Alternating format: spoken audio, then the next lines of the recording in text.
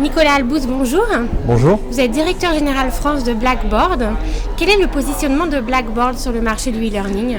Alors Blackboard historiquement est un acteur de l'éducation supérieure. Nous avons une très grosse base installée en ce qui concerne notamment les écoles de management qui de plus en plus essayent de pénétrer aussi les entreprises avec du contenu de qualité.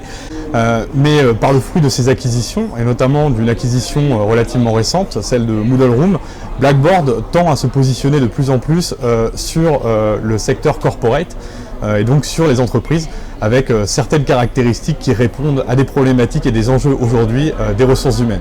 Que représente le marché français pour Blackboard ? Alors, le marché français représente un axe de croissance très important pour Blackboard. Blackboard est historiquement un acteur international très important, avec quand même une culture très anglo-saxonne. Et donc aujourd'hui, on se rend compte que le marché français a un potentiel de croissance très fort. Quels sont les avantages de la suite d'outils que vous proposez aux entreprises ? Alors, on va un petit peu à contre-courant comparé aux solutions actuelles qui existent sur le marché. C'est-à-dire qu'on propose une solution à la fois flexible, mais qui permet de développer son propre contenu. En complément, on propose une solution de webinar et de classe virtuelle qui s'intègre avec la plateforme. Et ça donne un avantage pédagogique avant tout, qui est généralement négligé par les solutions purement ressources humaines qui existent aujourd'hui sur le marché.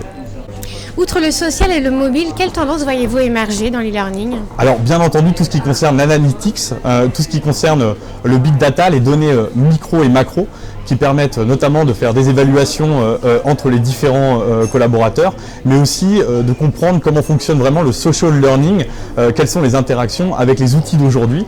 Et on peut aller même jusqu'à des choses beaucoup plus avancées, comme le rôle des neurosciences sur l'éducation d'aujourd'hui.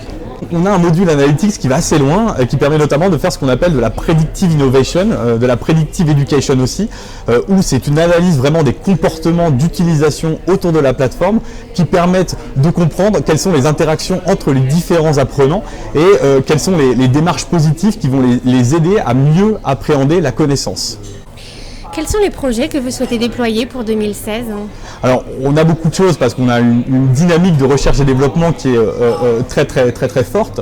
Mais je pense que la chose phare en 2016 sera notamment l'outil Collaborate qui se veut de plus en plus facile à utiliser, qui est donc un outil de classe virtuelle mais aussi de webinar qui permet sans aucune installation d'avoir une interaction live entre plusieurs participants.